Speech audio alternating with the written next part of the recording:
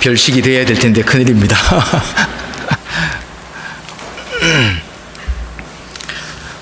어느 성도의 가정을 방문했더니 기독교 계통의 화가가 그린 참 좋은 그림이 하나 걸려 있었습니다. 묵화로 그린 그림이었는데 포도나무 덩굴에 포도송이가 아름답게 열려 있는 그런 큰 작품이었습니다. 그 여백에 오늘 말씀에 본문의 말씀이 적혀 있었습니다. 나의 나 된 것은 다 하나님의 은혜요. 바울의 자기 고백적인 구절임을 미루어 보아 그 그림을 그린 사람도 그리고 그 그림을 걸어놓은 사람도 동일하게 그 구절로 자기의 신앙을 고백하고 싶었음이 분명할 것입니다. 사람이 평생을 살고 나서 그 모든 삶이 하나님의 은혜였다고 말할 수 있다면 그것은 참으로 훌륭한 삶의 결말이 아닐까 싶습니다. 좋은 일이야 말할 것도 없겠지만 좋지 않는 일마저도 시간이 지나고 났더니 그것이 합력하여 선을 이루어지는 것을 볼 때 그것은 참으로 하나님의 은혜였을 것입니다. 참 아름다운 삶이죠. 그런데 오늘 하나님의 사람 바울은 자신의 삶이 다 하나님의 은혜였다고 말하는 이유를 이렇게 설명합니다. 즉 나의 나 된 것을 인하여 라고 합니다. 여러분, 나의 나 된 것이 무엇일까요? 오늘 말씀의 10절 후반절에 이렇게 나옵니다. 내가 모든 사도보다 더 많이 수고하였으나 내가 아니요 오직 나와 함께 하신 하나님의 은혜로라. 바로 보이는 것으로서는 나의 나됨이 현재의 대사도의 모습입니다. 그러나 그것은 현재의 모습뿐 아니라 현재의 그 모습이 되기 위하여 거쳐왔던 과거의 모든 순간들까지도 포함하고 있음에 틀림없다라는 것입니다. 모든 인생 과정을 통하여서 오늘의 그의 모습이 될 수 있었던 것이기 때문에 그렇습니다. 사실 현재는 잠깐이지만 그 현재를 잊도록 한 과거는 정말 오랜 세월일 수 있습니다. 그 모든 과정이 모여서 나의 나됨을 이루었다는 말입니다. 그럼 바울은 원래 어떤 사람이었을까요? 빌립보서 3장 5절에 이렇게 말하고 있습니다. 내가 8일 만에 할례를 받고 이스라엘 족속이요 베냐민 지파요 히브리인 중에 히브리인이요 율법으로는 바리새인이요. 그렇게 자신을 말하고 있습니다. 여러분, 바리새인이라는 게 여러분 어떤 의미로 우리에게 다가올까요? 예수님은 이렇게 말씀하셨습니다. 마태복음 6장 1절에 보면 사람에게 보이려고 그들 앞에서 너희 의를 행치 않도록 주의하라. 그렇지 아니하면 하늘에 계신 너희 아버지께 상을 얻지 못하느니라. 5절에도 그렇게 나와 있어요. 또 너희가 기도할 때 외식하는 자와 같이 되지 말라. 저희는 사람에게 보이려고 회당과 큰 거리 어귀에 서서 기도하기를 좋아하느니라. 내가 진실로 너희에게 이르노니 저희는 자기 상을 이미 받았느니라. 6절도 있습니다. 금식할 때에 너희는 외식하는 자들과 같이 슬픈 기색을 내지 말라. 저희는 금식하는 것을 사람에게 보이려고 얼굴을 흉하게 하느니라. 내가 진실로 너희에게 이르노니 저희는 자기 상을 이미 받았느니라. 들으셨겠지만 공통된 세 구절에 공통된 반복해서 나오는 말이 있습니다. 사람에게 보이려고 라는 것이죠. 왜 사람이 신앙생활 하면서 자꾸 사람을 의식하게 될까요? 사람을 의식하지 않을 수는 없죠. 오늘 박대희 장로님 대표기도 하셨는데 저도 대표기도 자주 하거든요. 사람을 의식하지 않을 수 있습니까? 좀 더 아름다운 기도를 하려고 그렇게 애씁니다. 우리가 여러 가지 신앙생활 할 때도 여러분 사람을 의식하지 않고 할 수는 없어요. 근데 그건 다 긍정적인 의미이고, 부정적으로는 무슨 의미입니까? 하나님보다 사람을 더 의식할 때 이게 문제가 되는 거지요. 어쩌면 사람을 자꾸 의식하다 보면 자기도 모르는 사이에 하나님을 덜 의식하게 되는 경향도 있습니다. 그러면 왜 우리가 자꾸 사람을 의식할까요? 저는 생각하기를 중심이 허해서 그렇다라는 생각을 합니다. 사람이 중심이 허하면 정말로 온갖 잡동사니가 우리 마음속에 다 들어옵니다. 여러분, 빈집의 이야기 알지 않습니까? 빈집에 더러운 귀신을 쫓아냈더니 집이 깨끗하게 소지되어 있습니다. 그랬더니 그 귀신이 이제 돌아다니다가 내가 옛날 살던 곳이 어떤가 해서 들어와 봤더니 깨끗이 소지되어 있었습니다. 그래서 전보다 더한 귀신 7을 더 데리고 왔다. 그런, 제 말이 아니고 성경 말씀에. 전 참 빈집의 슬픔이라고 생각합니다. 사람이 허하면 무엇으로든지 채우고 싶어 합니다. 때로는 술을 마십니다. 저는 술 마시는 사람 이해가 가요. 옛날 우리 한국의 근대화 초기에 쓴 소설 중에 술고라는 사회라는 책도 있지 않습니까? 사람이 허하면 술이라도 먹어야 되는 그런 일이 생기죠. 더 심하게는 마약을 할 수도 있어요. 그보다 더 나아가서 자살을 생각하는 경우도 있습니다. 사람이 허하다는 것, 이건 정말 사람을 엄청나게 슬프게 합니다. 어떤 경우에는 일탈을 해서 소중하게 쌓아왔던 그 인생을 말년에 엉망진창 만들어버리는 그런 경우들도 있습니다. 우리가 다 경험해봐서 알지만 인생이 허하기 때문에 우리는 사람들의 칭찬과 인정과 때론 부러움과 선망을 추구하게 되는 경우가 많다는 것입니다. 그래서 바리새인들은 사람에게 거룩하게 보이려고 옷수를 길게 하고 큰 거리에서 기도하고 금식하는 티를 내려고 얼굴을 흉하게 만들었습니다.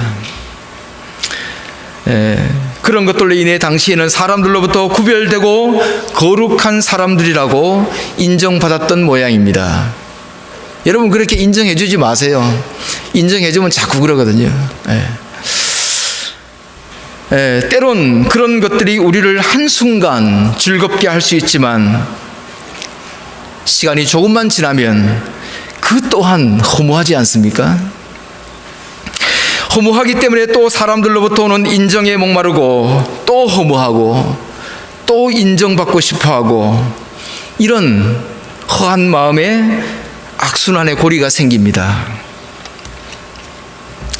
바울이 스스로를 돌이켜보며 내가 바리새인이었다 라고 하는 것에 큰 의미가 있는 것입니다.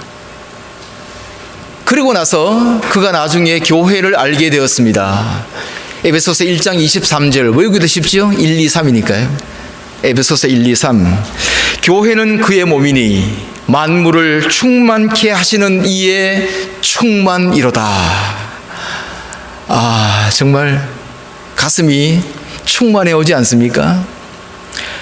만물을 충만케 하시는 이의 충만이 바로 교회다라는 것입니다. 그분으로 인하여 충만하기 때문에 우리는 불필요한 것들로 마음을 더 이상 채울 필요가 없다는 거죠. 바울이 그런 걸 경험했습니다. 교회가 그의 몸이다 라고 한 것이죠. 또한 예수 그리스도를 만나고 믿음으로 거듭나서 사도가 되어 수고하는 중에도 그는 자신의 죄인됨으로 괴로워했습니다. 로마서 7장 19절, 내가 원하는 바 선은 하지 아니하고 도리어 원치 아니하는 바 악은 행하는도다. 오호라, 나는 곤고한 사람이로다. 이 사망의 몸에서 누가 나를 건져내랴. 여러분, 얼마나 진솔합니까? 그는 대사도였지만, 로마서를 쓸 당시에 정말 대사도였지만, 그는 여전히 죄 가운데서 고민하는 한 신앙인의 모습을 보여주고 있습니다. 여러분, 하나님은 어떤 분일까요?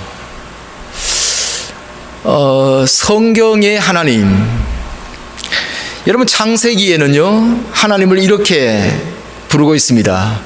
아브라함의 하나님, 이삭의 하나님, 야곱의 하나님이라고 말입니다. 근데 성경을 좀 세심하게 읽은 분들은 금방 눈치챕니다. 좀 성경을 쭉 읽다가 시편 쪽으로 가면 하나님을 전부 다 야곱의 하나님으로 고백합니다. 여러분 다 아셨죠? 고기를 끄덕이시는 분은 맞아, 나도 그렇게 발견했어 라는 말씀으로 들립니다. 아브라함의 하나님, 이삭의 하나님, 야곱의 하나님 중에 굳이 한 사람의 하나님으로 압축하라면 어쩌면 아브라함의 하나님일 가능성이 훨씬 많은데, 이스라엘 신앙과 믿음의 사람들은 야곱의 하나님이라고 부르고 있고, 하나님이 또 그 야곱의 하나님으로 불리워지는 것을 기뻐하셨던 것 같습니다. 시편 46편 11절에 만군의 여호와께서 우리와 함께 하시니 야곱의 하나님은 우리의 피난처시로다. 이사야 2장 3절, 오라 우리가 여호와의 산에 오르며 야곱의 하나님의 전에 이르자 라고 합니다. 야곱의 하나님이라고 부르고 있어요. 여러분, 왜 야곱의 하나님일까요? 그러면 우리는 또 야곱으로 돌아가 보지 않을 수 없습니다. 창세기 32장, 야곱은 야복강의 경험을 합니다. 32장 26절 27절 이렇게 말하고 있어요. 그 사람이 가로되 날이 세려하니 나로 가게 하라. 야곱이 가로되 당신이 내게 축복하지 아니하면 내가 가게 하지 아니하겠나이다. 그 사람이 그에게 이르되 내 이름이 무엇이냐. 그가 가로되 야곱이니이다. 그는 처음으로 거기에서 자신을 야곱이라고 하고 있습니다. 성경 읽어보세요. 아버지의 집을, 형 에서를 속여서 장자권을 이렇게 테이크오버 하고 나서 이제 형이 무서워서 아버지 집을 떠날 때, 아버지는 벌써 연세가 많으셨습니다. 눈이 어두워서 아들을 분간을 못합니다. 그러면 이 집을 떠나는 여정은 언제 끝나서 다시 집으로 돌아올지, 그 아버지 얼굴을 또 언제 볼 수 있을지도 모르는 그런 여정이지요. 그때 아버지가 묻습니다. 너 에서니? 묻습니다. 그때 야곱, 예, 제가 에서입니다. 여러분, 성경은 굉장히 깊이 있는 책입니다. 겉으로 허투루 읽고 말 책이 아니에요.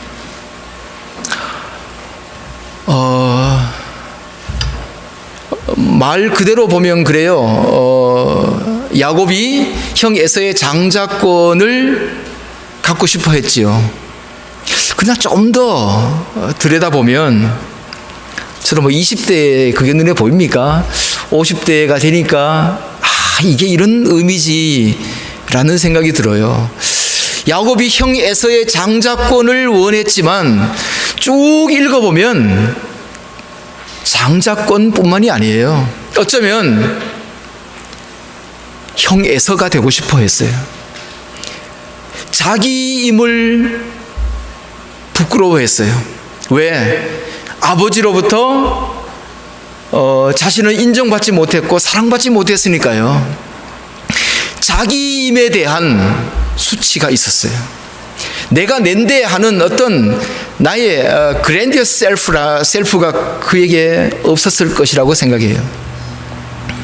자기로서 충만한 것보다는 자기는 정말 아무것도 아니고 에서가 되고 싶어하는 그러한 슬픈 아이덴티티를 가지고 있는 사람의 모습입니다. 그런데 오늘 여기에서 하나님께서 내 이름이 무엇이냐? 여러분, 이름만 물었겠으면 하나님이 이름 모릅니까? 아니죠. 그 이름 속에 있는 그의 존재 전부를 물은 것이죠. 네가 어떻게 살아왔니? 너에게 하나님은 어떤 분이니? 수많은 의미가 이 내 이름이 무엇이냐 속에 포함되어 있는 것입니다. 이때 야곱은 드디어 나 야곱 아닙니까? 하나님 나를 아시지 않습니까? 나 야곱입니다. 성경은 친절하게도 이 야곱의 이름의 의미까지 우리에게 설명해 주고 있습니다. 무슨 의미입니까? 교활한 자라는 뜻이죠. 야곱, 교활한 자. 형 에서보다 못나 보여서 아버지의 사랑과 인정을 한 번도 받아보지 못한 자신, 그로 인해 자신이기보다는 차라리 에서가 되었으면 좋겠다고 자기 자신도 자기를 사랑하고 받아들이기 어려웠던 그의 삶. 하나님이 베델에서 꿈에 나타나셔서 함께 하시고 지켜주시겠다고 약속하셨음에도 불구하고 외삼촌 라반을 속여서 소와 양떼를 모아야 했던 과거의 기억들, 그리고 형 에서를 다시 만나는 것을 두려워하여 그의 가족과 소유를 먼저 에서에게 보내지 않을 수 없었던 지금의 자신의 모습. 그 밤에 그에게 생각이 많았을 거예요. 평생 모아놨던 재산, 그거 에서한테 먼저 다 보내지 않습니까? 생각이 많아요. 생각이. 인생 뭐 이러냐? 도대체 인생이란 게 뭐냐? 이런 생각 말입니다. 하나도 떳떳하지 못하고 의연하지 못하고 약하고 부끄러운 자신의 모습밖에 없다는 것을 보죠. 그 고백이 바로 그 이름 야곱인 것입니다. 근데 그때 하나님은 그에게 28절에 이렇게 말합니다. 창세기 32장 28절에 보면 그 사람이 가로되 내 이름을 다시는 야곱이라 부를 것이 아니요 이스라엘이라 부를 것임이니라 라고 하십니다. 영광스러운 이름 이스라엘. 자신이 야곱임을 고백할 때 그때부터 작지만 이스라엘이 피어나기 시작합니다. 거짓된 의로 자신을 가리고 나뭇잎 치마로 자신을 포장하고 있을 때 우리도 모르는 사이에 바리새인이 되어 끝없는 종교 생활에 지친 영혼으로 살 수밖에 없었습니다. 그러나 우리가 우리의 참모습으로 하나님 앞에 설 때 하나님은 우리를 만나 주시죠. 또 한 번 묻죠. 하나님은 어떠신 분일까요? 출애굽기 3장 14절에 보면 먼저 오늘 말씀의 본문 중에 나의 나된 것은 다 하나님의 은혜다라는 구절이 있는데 그 영어로 보면은 By the grace of God, I am who I am 이라고 되어 있어요. 근데 출애굽기 3장 14절에 보면요, 하나님이 모세를 부르십니다. 그리고 모세가 이제 하나님으로부터 부름받아서 자기 백성에게로 갈 때 이렇게 묻죠. 이 백성이 하나님이 누구냐고 물으시면 내가 무엇라 대답하리이까? 라고 묻습니다. 그랬더니 하나님께서 이렇게 말합니다. 나는 여호와니 스스로 있는 자니라 라고 말씀하세요. 거기 영어로 보면은 이렇게 나옵니다. I am Jehovah, I am who I am 이라고 나와 있어요. 한국말로 보면은 이렇게 단어가 좀 다르게 표현되어 있지만 영어로는 똑같은 의미예요. 틀린 것이 있다면 바울의 고백에서는 by the grace of God, I am who I am. 하나님께서 I am who I am, 무슨 뜻일까요? 뭐라고 표현하면 될까요? 나는 나다, 뭐 이런 거 아닙니까? 나는 나다. 하나님께서 나는 나이기 때문에 하나님께 나아가는 사람도 나로서 나가야 되는 거예요. 나로서 포장된 나, 남에게 보여지는 나, 거짓된 나가 아니라 내 모습 그대로. 하나님 다 아시잖아요. 뭘 우리가 숨기겠어요. 정말 치열하게 살아왔던 내 삶의 모습, 잘 믿고 싶었지만 어쩌 하다 보니까 바리새인처럼 되어버린 나. 새벽에 하나님 앞에 앉아서 기도하려 치면 누구에게도 보일 수 없었던 나를 하나님 앞에 적나라하게 펼쳐놓을 수 있잖아요. 나. 요한복음 4장 23절에 이렇게 말합니다. 아버지께 참으로 예배하는 자들은 신령과 진정으로 예배할 때가 오나니 곧 이때라. 아버지께서는 이렇게 자기에게 예배하는 자들을 찾으시느니라. 신령과 진정으로. 무슨 말일까요? 뭐 복잡하게 설명하면 한도 없이 복잡해질 수 있지만 단순하게 보면 나의 이 모습 이대로 내 중심의 진실을 가지고 하나님께 나아가는 것입니다. 하나님 나를 아시지 않습니까? 내 연약함과 내 아픔과 내 슬픔과 내가 숨기고 싶었던 것까지도 하나님 다 아시잖아요. 진솔하게, 좀 어렵게 표현하면은 신령과 진정으로 하나님께 나아가는 것입니다. 맥이 통할까 모르겠어요. 마태복음 9장 13절 이렇게 말하고 있습니다. 내가 의인을 부르러 온 것이 아니요 죄인을 부르러 왔노라. 이거 해석 잘못하면은 영 이상하게 나갈 수도 있어요. 어쩌면은 위험할 수 있습니다. 여러분 엘비스 프레슬리 좋아하시죠? 뭐 좋아하기는 하지만 표현하기는 좀 그렇지만 그의 묘비명에 이렇게 있습니다. 그는 위험한 사람이다. 그러나 너무 위험하지는 않다. 좀 아리송한 건데 정말 위험한 생각일 수 있어요. 어떻게 생각해보면 예수님의 말씀 다 위험할 수 있습니다. 경계를 아주 위험하게 넘나드는 그런 구절들이 많아요. 안식일이 사람을 위하여 있지 사람이 안식일을 위하여 있느냐? 좀 위험하죠. 내가 의인을 부르러 온 것이 아니요 죄인을 부르러 왔노라. 무슨 말입니까? 우리가 죄인 되어야 된다는 말입니까? 아니죠. 무슨 말이에요?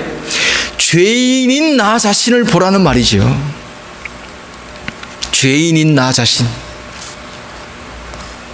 어떻게 우리가 나일 수 있습니까? 쉽지 않습니다. 율법 앞에서, 다른 사람의 정죄 앞에서 우리가 나일 수 있습니까? 절대로 없죠. 하나님의 은혜 앞에서만 우리는 나일 수 있습니다. 야곱의 하나님 앞에서만, 아니 더 나아가서 십자가의 하나님 앞에서만 우리는 우리의 진솔한 모습을 보여드릴 수 있습니다. 내가 자칫 잘못해서 내 모습 보였다가 정말 어디에서 날아오는지 수많은 돌이 날아온다면 어떻게 될 수 있겠습니까? 로마서 8장 1절, 그러므로 바울 이렇게 고백합니다. 그러므로 이제 그리스도 예수 안에 있는 자에게는 결코 정죄함이 없나니. 그리스도 예수 안에서는 절대로 정죄함이 없습니다. 그리스도 예수의 십자가가 하나님 사랑의 절정 아닙니까? 거기에서까지 우리는 무화과 나무로 우리의 치부를 가리고 떳떳한 모습으로만 하나님께 나아가겠습니까? 아니죠. 그 안에서는 결코 정죄함이 없습니다. 내가 정죄받을 일도 없거니와 더 나아가서는 내가 다른 사람을 정죄할 필요도 없습니다. 왜 정죄할까요? 바리새인들이 왜 다른 사람을 자꾸 정죄했을까요? 나는 의롭다 이거죠. 여러분 정죄해 보세요. 예? 정죄하다 보면 자기는 모르게 정죄하고 있는 그 부분에 대해서는 나는 그렇지 않다는 생각을 하게 돼요. 예. 나는 의롭다 이거죠. 여러분 그런데 신비합니다. 내가 죄인임을 고백할 때 그때부터 나에게 의가 나온다는 사실입니다. 내가 죄인임을 알아야 돼요. 그러면 다른 사람의 죄를 볼 때 외식한 자는 어떻습니까? 내 죄를 가리기 위해서라도 더 큰 소리로 다른 사람을 정죄합니다.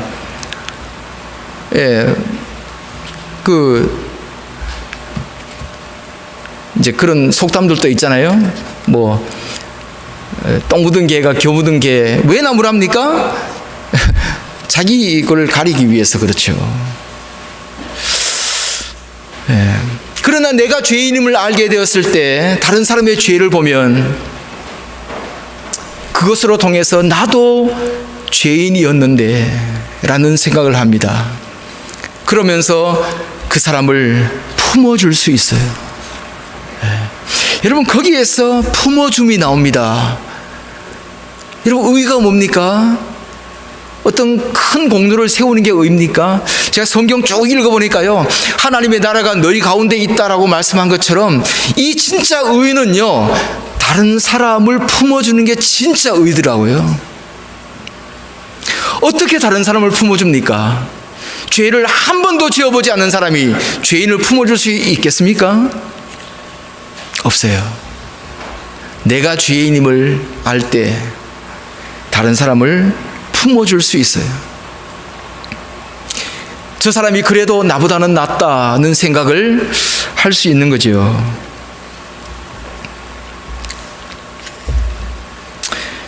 반대로 우리가 의인일 때는 어떻습니까? 내가 의인이라는 사실 때문에 얼마나 많은 사람을 정죄하고 판단하고 심판합니까? 언제 거기에 사랑과 희락과 화평의 모습이 나타날 수 있었느냐 이 말입니다. 이 모습이 가장 적나라하게 나타난 것이 탕자의 비유입니다. 죄인됨이 드러난 둘째 아들은 이제 아버지의 집에 돌아와 아버지의 사랑 안에 거하지만 집에서 아버지의 일을 하고 있던 첫째 아들은 아버지와 동생에 대한 불만으로 아버지로부터 점점 멀어집니다. 이 탕자의 비유는 아이러니하게도 탕자됨이 아들됨임을 보여주고 있어요. 인간의 실존입니다. 인간의 실존이에요. 내가 탕자되었다는 그 사실, 여기에서 인간은 은혜의 삶이 시작되거든요. 상식적으로 생각해봐도 예수님이 바리새인을 그렇게 미워하셨던 것이 이해가 잘 되지 않아요? 잘못된 것만 고치고 잘하는 것은 계속 잘하게 했으면 좋겠는데 아예 죄인보다 못하게 취급하십니다. 탕자의 모습을 보면 왜 그런지 이해가 돼요. 하나님이 원하시는 신앙의 모습이 결코 그런 것이 아니었기 때문에 그렇습니다. 이것을 바울은 로마서 10장 1절부터 3절 이렇게 말하고 있습니다. 형제들아, 내 마음에 원하는 바와 하나님께 구하는 바는 이스라엘을 위함이니 곧 저희로 구원을 얻게 함이라. 내가 증거하노니 저희가 하나님께 열심히 있으나 지식을 쫓은 것이 아니라 하나님의 의를 모르고 힘써 자기의 의를 세우려고 하나님의 의를 복종치 아니하였느니라. 자기의 의를 세우려고 하나님의 의를 복종치 아니하였다라고 말하고 있어요. 자기의 의를 세우려고. 그것을 가리켜 사도 바울은 예수님께서는 계속해서 외식이라는 말을 쓰고 있습니다. 하나님의 의, 디카이오스인의 테우. 참 아름다운 말입니다. 헬라어로 디카이오스인의 테우, 하나님의 의. 결코 내 의가 아니라는 자기 선언입니다. 더 나아가서 나는 죄인이라는 철저한 자기 성찰과 고백이지요. 여러분, 거기에 하나님의 의가 피어납니다. 바울은 이 모든 과정을 경험합니다. 이 모든 과정을. 바리새인으로 있을 때 전혀 알지 못했던 하나님의 은혜를 자신이 죄인됨을 만나고 고백할 때, 그때야 자신을 기다리고 계시는 하나님을 보게 됩니다. 우리가 내 의로 충만해 있을 때 다른 사람 보기에는 번듯해 보이지만, 그러나 우리의 영혼이 얼마나 황폐해져 있었는지, 내 영혼이 얼마나 하나님의 은혜 아닌 다른 것으로 내 영혼을 채우고 있었는지 우리는 알지 않습니까? 바울은 그래서 자신이 바리새인이었던 과거도, 죄인이었던 그의 모습도 사람에게 감추려고 애쓰지 않습니다. 거짓된 자기로 포장해서 대사도로서의 체면과 권위를 세우려고도 하지 않습니다. 도리어 평생을 걸쳐서 그의 삶이 하나님의 은혜였음을 고백합니다. By the grace of God, I am who I am. 하나님의 은혜의 사람만 고백할 수 있는 말이죠. 그러므로 그는 자기의 무용담과 수고와 성과를 말하지 않습니다. 그런 것들이 없었던 것은 결코 아니지만, 기실은 자기의 그런 것들보다도 자기는 하나님의 은혜를 더 누렸다는 거지요. 하나님의 은혜를 누리지 않고 행한 헌신은 얼마나 우리로 하여금 본전 생각나게 합니까? 그러나 하나님의 은혜를 진실로 누린 사람은 아무것도 아니라고 말합니다.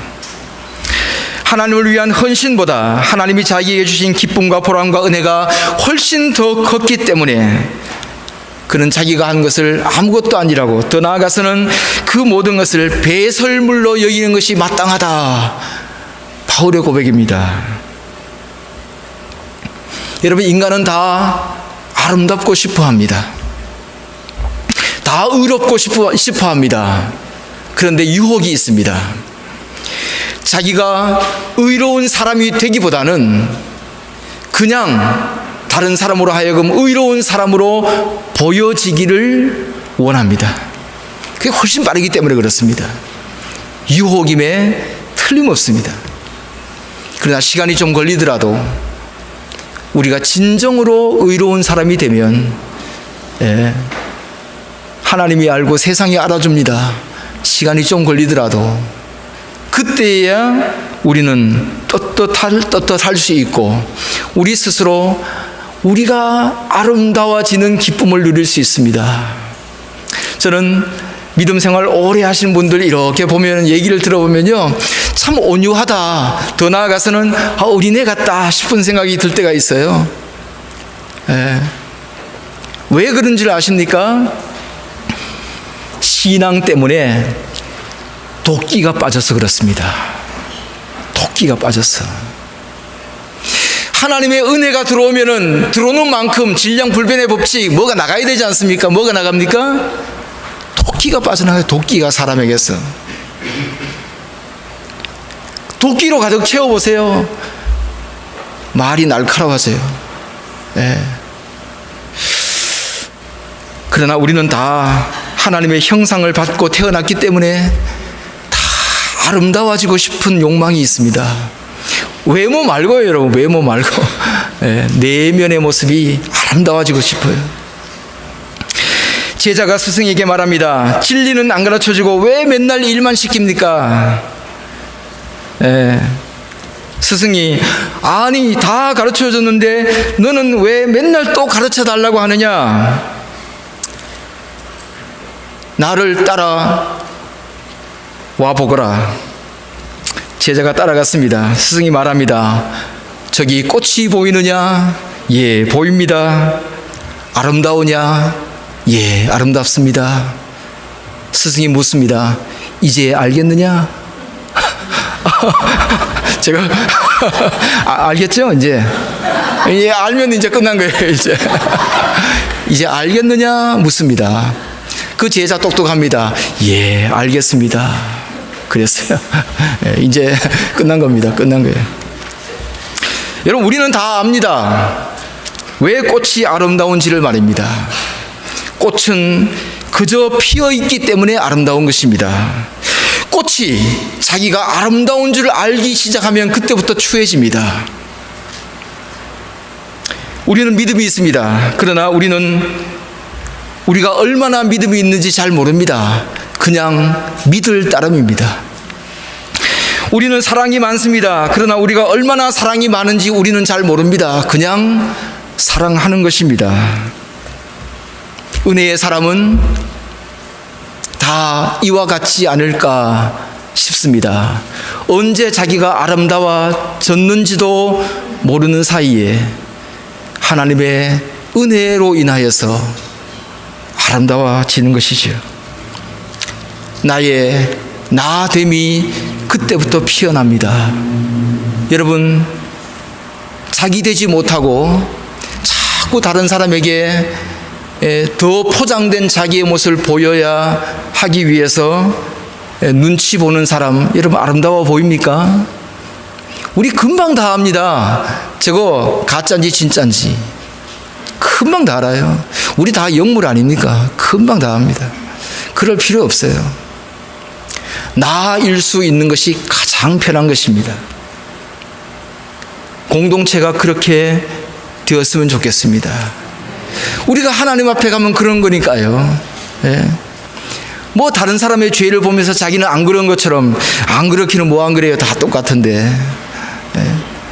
예. 목사도 아는데 하나님이 모를까요? 다 알죠. 예. 혹 선한 일을 했을지라도 그보다 하나님께서 우리에게 주신 은혜가 훨씬 더 컸다고 말할 수 있다면 정말로 우리 아름다운 사람 아니겠습니까? 예. 나의 나 될 수 있는 가정, 자녀가 나 될 수 있다면, 부부 사이에서도 서로가 내가 나 될 수 있다면, 그래서 에덴 동산에서 여러분 아담과 하와가 벗었으나 부끄러워하지 아니하느라, 벗었지만 연약한 모습, 약한 모습, 부끄러운 모습 다 보였지만 사랑이 있기 때문에 서로 부끄러워하지 않아도 되는 거예요. 예. 덮어줄 줄 알기 때문에, 가리워줄 줄 알고, 내가 나를 가리지 않아도 상대방이 다 가리워줄 줄 알기 때문에 나 될 수 있는 거죠. 편안한 내 옷을 내가 입는 것입니다. 편안한 내 신발을 내가 신는 것이죠.